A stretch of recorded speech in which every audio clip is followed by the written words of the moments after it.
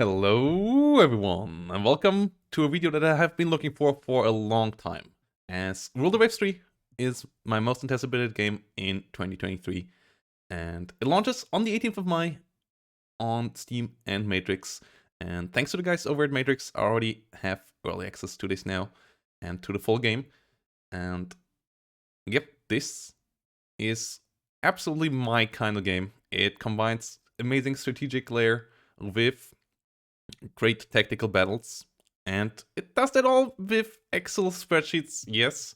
And the graphics are not the most fantastic, but if you like naval games, if you like ship designs and all of that stuff, you should really give it a look if you haven't heard about it yet. And if you are a fan of World Waves 2, you should really have your eyes on World Waves 3, as the improvements here are fantastic. And yeah, any game that combines a strategic map with tactical battles is my cup of tea, since I played Total War as a kid, and this is this for naval games, and I love naval games, so here we go. This will be the first episode of a playthrough, and the rest of the videos will be over on the secondary channel. If you haven't checked out the secondary channel yet, you can find the link down below. The first episode, or the second episode of the playthrough will be online there right now as well. And yeah, the playthrough on Japan you will be able to see on Twitch. And here we start at 8090. That's already the first change to World Waves 2, that this game now starts at 8090, goes up all the way to 1970, from basically still monitors up to missile cruisers and missile destroyers, which will be a lot of fun. And we're gonna go in with Italy this time, as Italy is a pretty exciting nation in my eyes. It's a mid-sized power, and it has quite a lot of enemies and potential allies around it, with Spain, Austria-Hungary, France, Britain. And it also is still quite manageable when it comes to designing, and I can explain you guys this stuff a bit better. This is the pre-game setup. We're gonna set up the air bases to smaller, so that the Mediterranean is not overflown by only planes in the later stages of the game. And then we're gonna jump in here with our Italian fleet and into the main menu. And as you can see, yeah, this game is Excel. It even still is in the windowed mode, but the amount of depth that it can get out of this is insane. As we are here in our main menu, our fleet has been created, and we are now in January 8090. We have a budget that we have to manage, and with that we can build new ships. We have to design these ships ourselves, and we have to manage our current live ships. There are multiple tabs over here. The most important one is this one, where you see our ships currently in service. As you can see, we have battleships, we have armored cruisers, we have protected cruisers, and we have corvettes. As it's 8090, we don't even have destroyers developed yet, as research is a big part of this game as well. And then over here, you can see what kind of ships we're building, how long they still will take. We, for example, build a new kind of battleship at the moment, the Regina Margherita, which will have 4 12-inch guns, 10 8-inch guns, 16 2-inch guns, yeah, a lot of guns, 60 knots, mediocre speed, belt pretty decent, not fantastic here. Yeah, though our current fleet is pretty good. 6-inch belt, pretty light, but we have relatively fast ships for a time. 18-knot battle line is great, and 13-inch guns is fantastic. Those are the biggest kind of guns that you can have in this game, and at this beginning. So yeah, our Caio Duilio class here is quite nice. Our Marco Polo class battle cruisers here, or armor cruisers, are decentish as well. Same speed, 18 knots, that's a bit slow. And yeah, we will have to manage this. We will have to build new ships, and we will have to fight in active skirmishes once we are at war with the other nations in the Mediterranean, and try to take them away, for example, colonies from them. For example, if we go to war with France, we can take away Tunisia and Algeria. As Italy, we obviously start with the focus on the Mediterranean. We have one colony over here, a small colony in Eritrea, but the rest of the colonial race is not too important to us yet. Our bigger enemies are Austria-Hungary and France and Spain. And then later maybe the British to try to get control away from them over the Suez Canal and things like that. And yeah, Japan and Russia are more potential allies than really foes, because we don't have many issues with them. We don't hit them at too many spots, and as long as this USA doesn't get any territory in the Mediterranean, we are fine with them as well. But we can interact with them as well. They will also now fight wars with each other. That's a big change compared to Rule the Waves 2, where all wars were involving the players, and there were no non-player wars, like the AIs never fought wars with each other. And that is a great change, because this makes it less like a game that feels like you versus the AI, and more like a game where you are really actually part of a greater ecosystem, where these powers really fight each other as well. And that also makes playing smaller nations like Spain or Austria-Hungary or Italy more interesting in my eyes.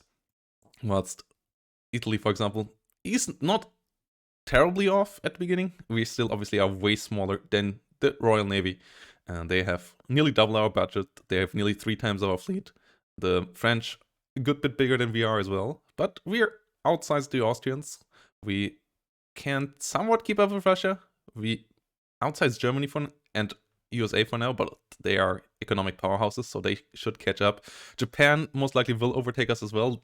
80-90, they just came out of the Meiji Restoration, so their fleet here is pretty abysmal. They have a 3,300 ton ship, for example, as their starting fleet here. And then Spain has a pretty small fleet as well, so they are a nation that we should be able to deal with as well. A bit of a punching back here at the beginning, Spain, as they still have a lot of possessions, but they really obviously don't have the fleet to hold them. And we'll see if history replays itself and the Americans take it over, or what is going to happen there. And yeah, let's go into the next important part, and that is ship design. And yeah, you just saw that we have an 18-knot battle fleet, and I want to keep that this way. The next battleship that I would design, for example, would be 18 knots as well. And then we can do that here. We can have control over all of this. Our current shipyard allows 15,000 ton ships. This ship here, for example, would be 14,000 tons. It will have 2 12-inch guns, turrets with 2 guns each. It will have torpedo mounts. It will have a lot of secondary guns and tertiary guns as well. Let's check out if we have any better secondary guns. No, secondary guns all quality 1, -1, which is not great. Our main guns all quality -2 as well. 12-inch guns should be fine from the beginning. And yeah, the 18 knot speed is what we want to go for. Short range is not optimal for us. That is something that I'm not happy with. But it's somewhat okay. I want to go up to medium range, but that costs us extra power. So we're going to go with 14 with short range. And then 14-inch belt, really, really heavily armored. If we check our gun, they can only penetrate up to 6-inch belts with the 12-inch guns. So yeah, we can go a bit down here, I believe. Then we maybe can set up to medium. Yes, we go up down to a 13-inch belt. And then we can design this ship. I wanted for this playthrough for the battleships go with Roman Emperor names. So we go with Nero class here as our first ship. If you have a good ship design names, if you have any good class name recommendations, especially for the Italians, let me know down below. My idea at the moment is going with emperors for the battleships and going with city names for the cruisers.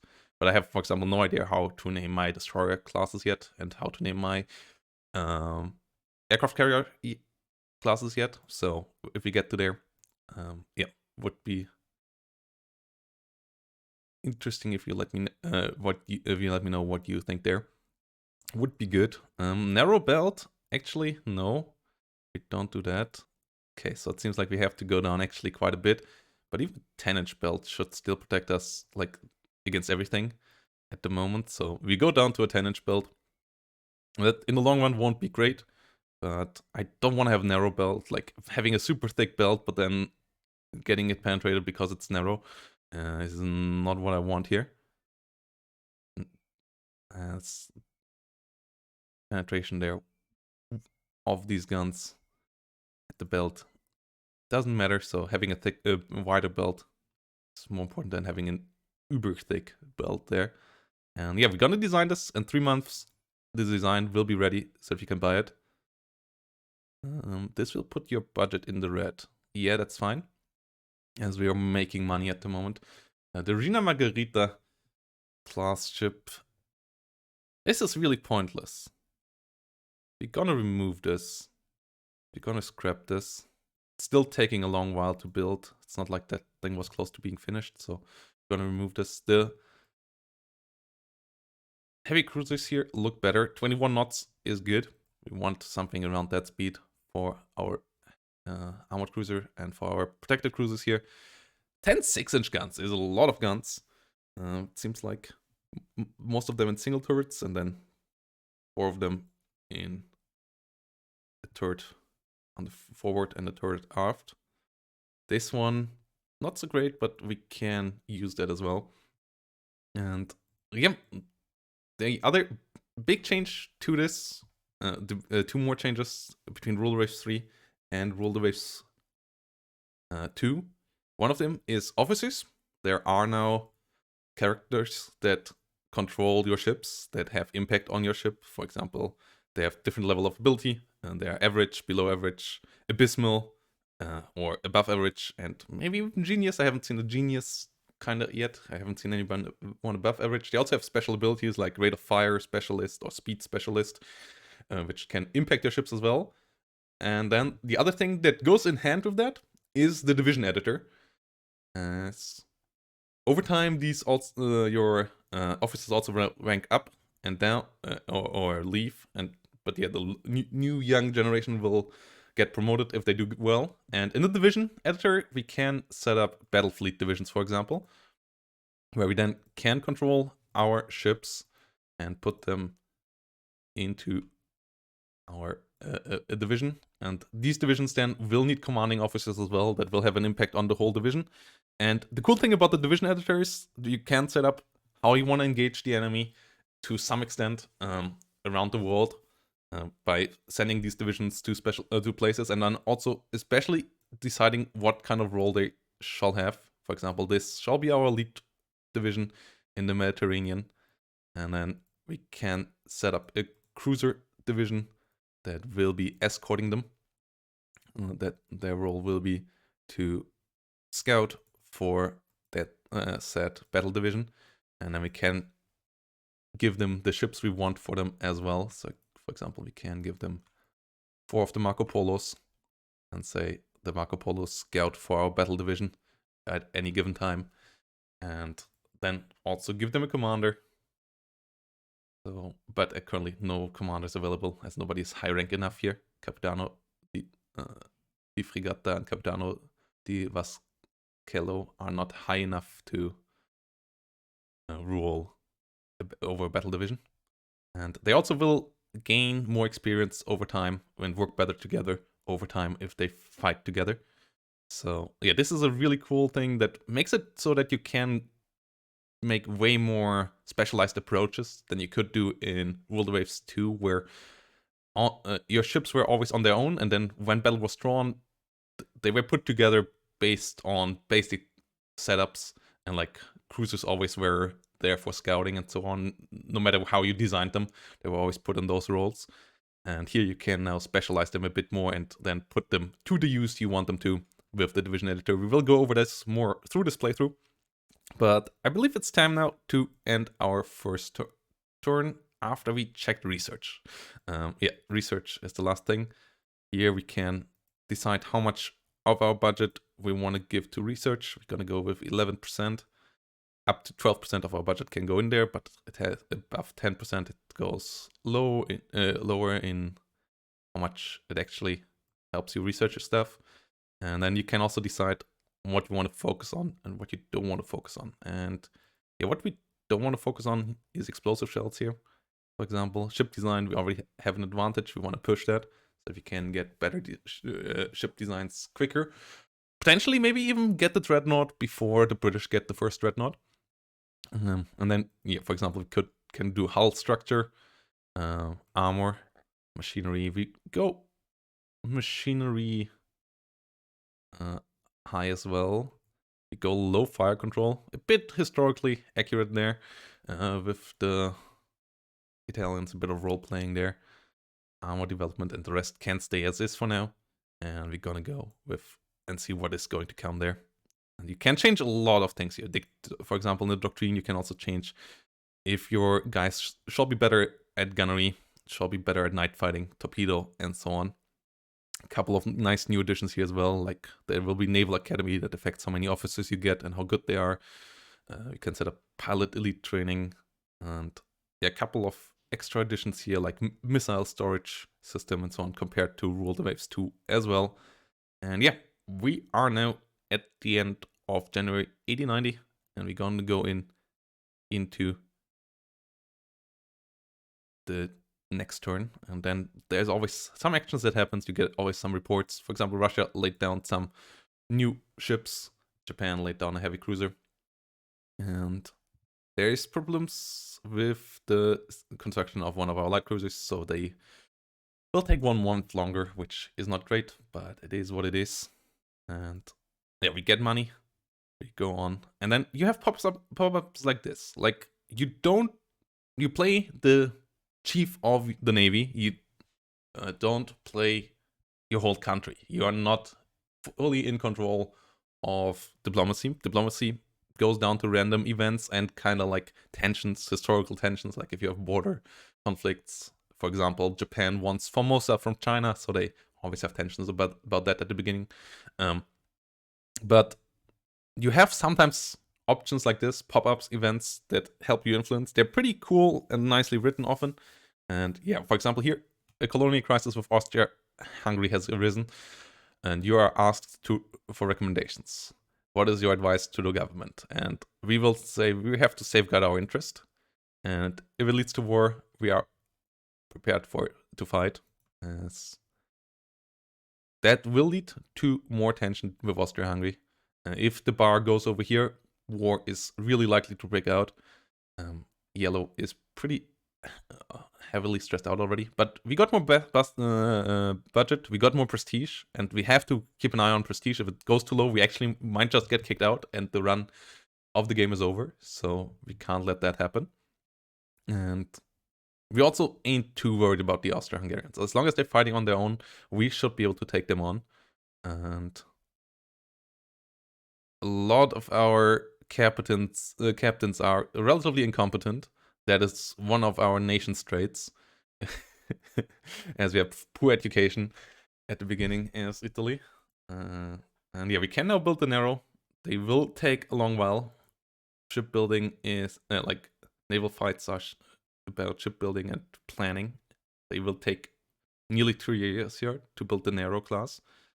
We will build 2 of them for now. Lay down 2 of those. And then we have a couple of decent heavy cruisers coming in. Our light cruisers here I'm somewhat fine with, but we might need a couple more replacements for the Marco Polos. Like the Marco Polos in the long run won't be good enough. So the next ship we design will be an armored cruiser. It will be the Milano class.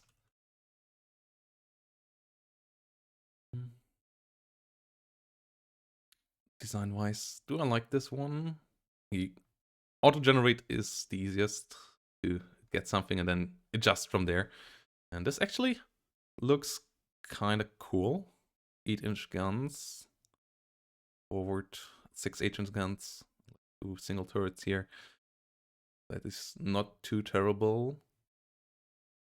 5-inch guns here in the casemates. That is fine as well. I'm not a big fan of the 2-inch guns over here. Let's put this to 3-inch guns. As we especially, we have 3-inch guns of quality level 1 already. That's specialty, I believe, of Italy. So yeah, we'd rather go with a couple more of these and the 5-inch guns as well, so that our heavy cruiser here can actually deal actively with all the enemy light ships that come later on, like destroyers, or can do a lot of damage to protected cruisers on the side. Energy priority is speed. That is something that we might want to avoid, so it doesn't go down. And this actually is a ship that we might want to have for colonial service, so that we have a ship that we can send to Eritrea. We don't need too many colonial ships, but having one kind of ship for that wouldn't be too bad. Seems like we have to build it a bit heavier. Obviously, like it's always a question of money as well. Like you can always build a more and more potent ship, but that means that you might have less ships. So we have to have a look on our budget. We currently make 2,000 with 1,300 per month. We kind of can afford 2 of these. So that is what we want to do here. And I like this. 21 knots is fine for now. And it has a narrow belt though. You know, on this it is fine.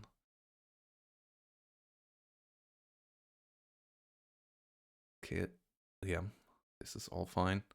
Slight rate of fire decrease, but the Milano class will come around. We want to build 2 of those. One of our captains has presented a suggestion for a new gunnery training program that he claims will improve the crew efficiency radically. Okay.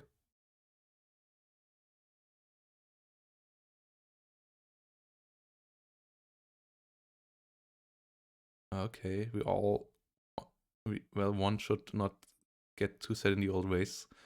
We could try some of it. Okay. Could just refuse it. Would cost us prestige. That's always a bit risky. And that puts some the doctrine into place. And that is expensive. But we might go to war, and then it will be worthwhile to have that. But no, for now, we say this. That's nothing we want to have anything to do with.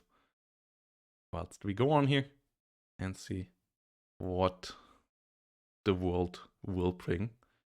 Obviously, Navy-wise, we are only 1/3 of the Royal Navy, but we are relatively competitive with the French, as the French also have to have ships in the North Sea.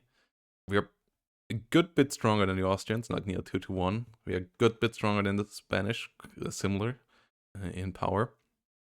So, yeah, as long as we don't fight the Royal Navy, we should be somewhat fine. Like, the French will be tough. The French and the Austrians team up. We will need to find allies as well. USA and Japan, not really important for us, especially as the USA still is super far behind, but they will grow rapidly, just like they did in real life. Like 1890 US fleet, not the most impressive. But 1918 and onward, obviously the US Navy then became an absolute powerhouse. And yeah, we go with the Milano class here. We build 2 of them. That will put us in the red numbers, but we still have enough time until these ships come into service. In the meantime, maybe what we could do is mothballing some of our corvettes and putting some of these ships here in reserve fleet. Or actually, all of these ships in reserve fleet. Will cost us less. Like reserve fleet halves the cost, and mothball even puts them to 1/4, but also means that their crew quality will go down rapidly, and that also the engines might suffer because they will be neglected, so that these ships might actually not be able to achieve their speed in the long run. Also, these corvettes are quite curious. They have a decent amount of guns, but they're only going 50 knots. So in the long run, we should get rid of these as well. For now, we keep them so that we have something to protect our convoys with, as that is pretty important. That's the main role of corvettes. You keep them around so that if a war breaks out, you can do something. And here we have a chance of getting prestige, but tension of having nothing happen, basically, as our cadets go around the world. We can send them with a powerful ship to show the world that we are strong. Or we can send them in an old ship to convince our leadership that we need more budget, but that also obviously shines a bad light on us, and we lose prestige.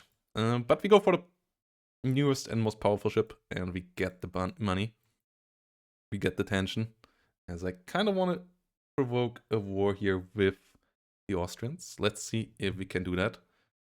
War in the Balkans, money, and tension. Yeah. A war with Austria-Hungary. What do they have here? Like, they have 5,000-ton battleships, super small ones, 3 11-inch guns, 12-inch guns. They go only 60 knots. Like, these should be easily dealt with our double that size ships, or even more than double the size of those ships. Like, yeah, they don't have the capabilities to build much bigger ships.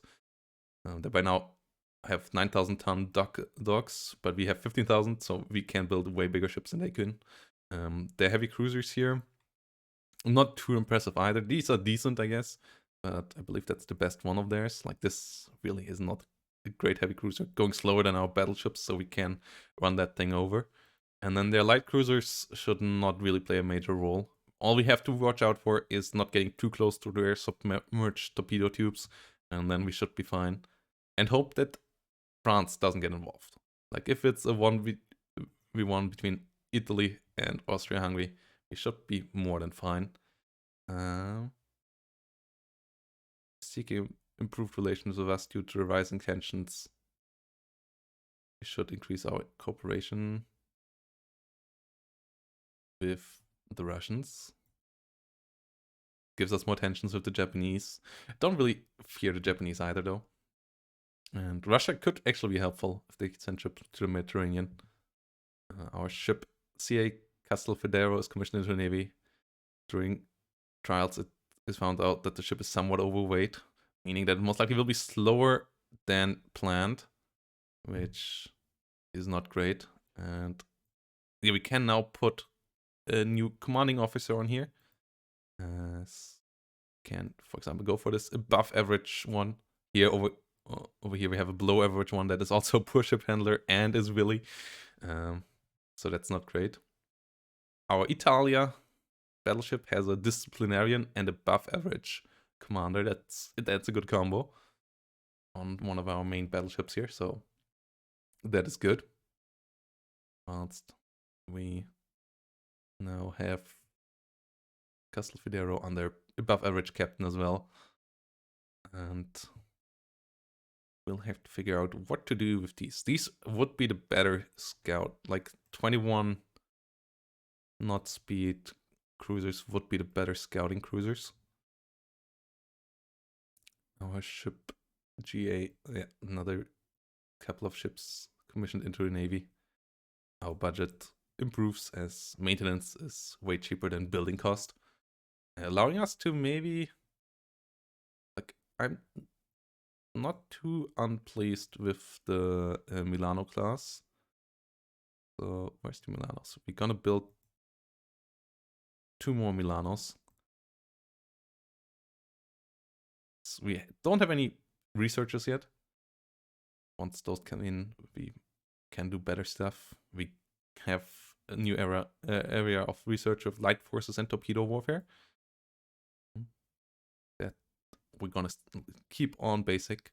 Means that we will get destroyers soon, which will help out with convoy, which will also have some torpedo tubes. But 300-ton destroyers will be the start, and those are still rather underwhelming. France and Germany might go to war here. Let's see if that is going to happen. Once we save a bit of money, we will improve our dock size, as I believe the rest of the world does that now as well. At the moment, we still have, together with Great Britain, the biggest docks in the world.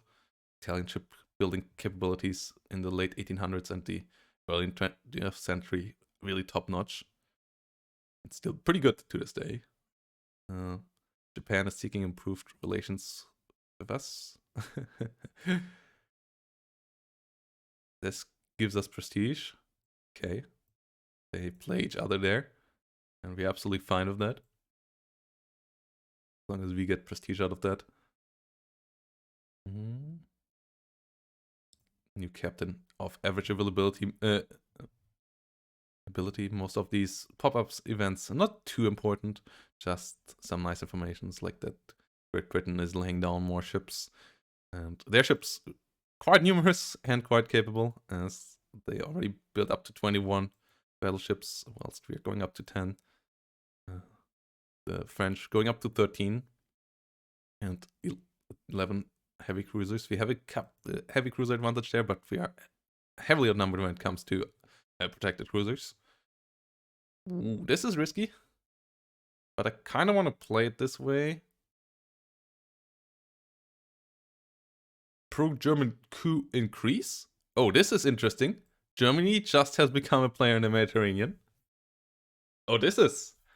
Yeah, these events always would make each run unique.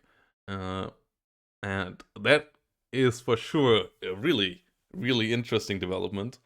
Meaning that Germany would be a nice potential ally now. But we are rather antagonistic to the rest of the world for now. And yeah, ship from Germany comes in. We are impressed by their well-built and advanced ship with smart-looking crews and dashing and intelligence officers. German's navy starts really, really small with also quite small battleships. And not just... Yeah, it's just a slight bit better than the Austro-Hungarians. It's obviously 1890, not the best time, like the war with France only a couple of years ago, that Germany just came together and just started to build a navy after realizing in the Franco-Prussian War that fighting the French navy was quite a tough time there. So leveling it up a bit is important. And they actually built a ship in Great Britain. They let Great Britain build them a big battleship. And yeah, outside of that, their navy still rather small when it comes to size, but they already have a pretty big budget, just below ours. So yeah, Germany would be a good ally. Tension with Japan increases due to random tension. Yeah, exactly. Spain, it reduces. With Austria-Hungary, it's based on historical enmities, so chances are we go to war there. But Russia!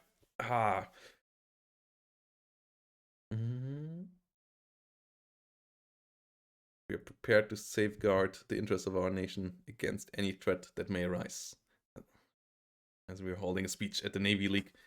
We could also really push it now, but I don't think I want to push Austria over the edge right now, with France just being there as well, and without having an ally. It might not go well. If we have to fight France on their own, that's fine as well. We just don't want to fight both at the same time. That might not go just as well. And France and the USA have signed an alliance. And I said earlier, USA not too important, but when they actually have an ally, they will start sending ships over here as well. And yeah, the US Navy at the moment, rather lackluster, also really old and really small battleships in comparison to ours. Really slow ones, especially 13 knot speeds. Like, not sure if they can even make it over the Atlantic before the war is over. But they will build up relatively quickly. At the moment, not super scary, but already building up a decent amount of new ships there. The spy from France has been discovered. We really could push it over the edge now. I want to see how France is doing. Their ships are rather solid as well. Though half of them are slow, which we could use in battles. But our main line is all going the same speed. They have half 18, half of their ships being slower. So them outnumbering us slightly is they're not too big of an issue. That the heavy cruisers are capable is more of an issue. And that they actually have pretty solid protected cruisers for the time period is quite an issue as well. Plus the alliance with... Yeah, I'd rather want the war with Austria-Hungary than with France right now. We have our first development there. Japan wants South Korea. That's no concern of ours. Shall they take it? So South Korea is part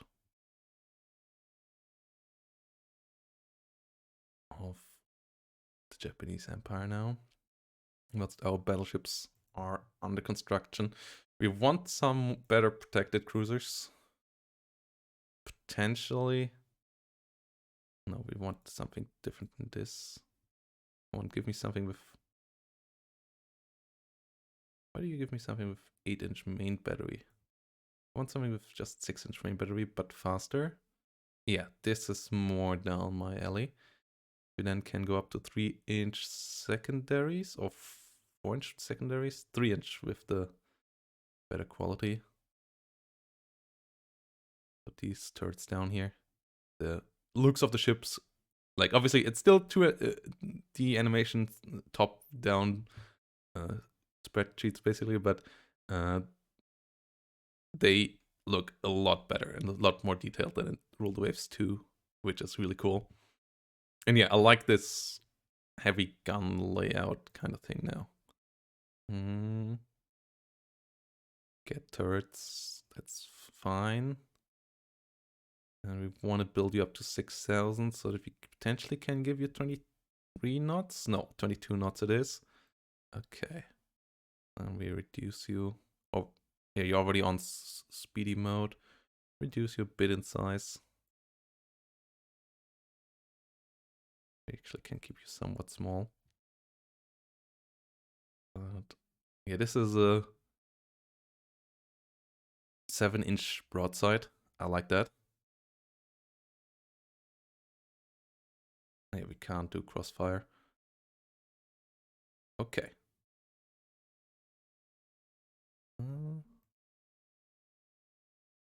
Last bits, yeah. Last light cruisers. We won't be able to build too many of those as our budget restraints start to kick in here. Oh, Japan suddenly is antagonistic against us as well. Okay. Let's see how this all goes. Subdivision coming around. We can now build the Las Bestias. 2 of them as our docks just finished. And we're gonna see if we will have a war soon. Come on, Japan. We have to denounce you for that. Gives us money and I can't just let you do that stuff. The Socialist Party is doing well in opinions polls and might want to press reduced armament expenditure after the upcoming elections. What do you do? So press all socialist propaganda navy. Meet with the leaders and talk about the importance of a strong navy. Suppress them. We have to suppress them. We can't allow lower budgets right now. Spain is reduced. Okay, Austria-Hungary reduced as well. Okay, France, if war with France comes up now, we do it. Our Milano's coming along. As we're building a couple more of those.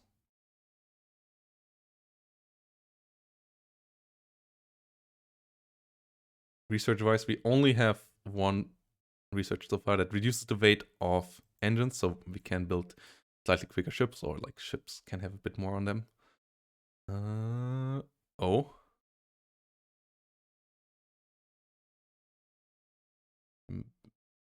Money just disappeared.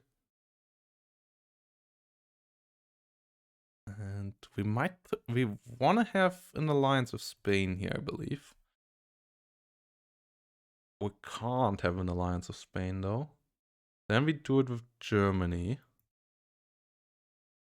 an agreement. Or we could push it just over the edge now. With France. Yeah, let's push it over the edge. And let's get more budget. There has been a scandal. As... Ooh. Capitano di Frigata Gadecci has been found with the Admiral's daughter. And as he sadly is not of any importance, gotta push him out. Better 11-inch... Oh, we can use 11-inch guns now. And come on, France. Give us the war we want. Oh, yeah. Yeah. We back our... The Balkans are burning and we back our ally there. As tension will rise again. Better hull maintenance. And Austria-Hungary going up in flames as well. We have a couple of developments now. As everything goes slightly up. Still not gonna allow for much better battleships, but we can build them up now to 16,000 tons. So we will build up a 16,000 ton battleship. 12-inch guns is still the best we can do. 8-inch guns as secondaries. I don't believe we can do 12-inch. No, bigger than 8 inches is not possible yet. Normal freeboard. Normal belt. We go up to 11 inches of belt armor. And then we go tertiary guns with quality 1 again. This actually is... Can we add wing turrets?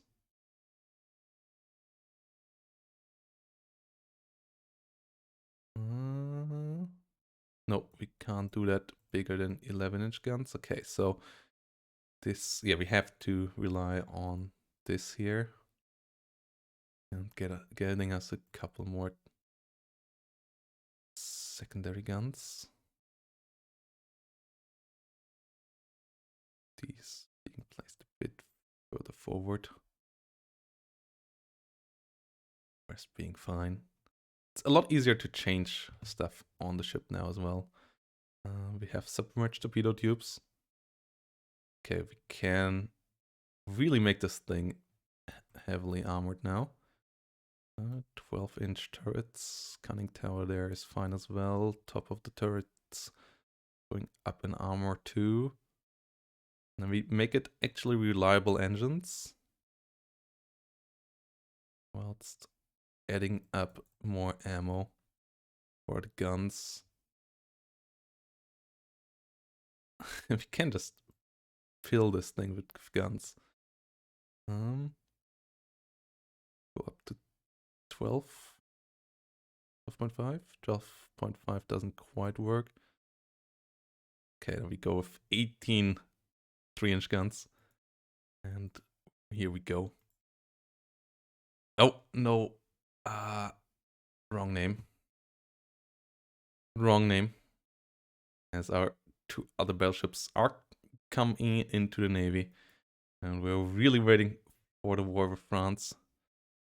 As there are boom times now, and we're gonna use that to strengthen the Navy. Which will increase tension. Russia going really high there as well. Come on, I've won a war with France. Okay.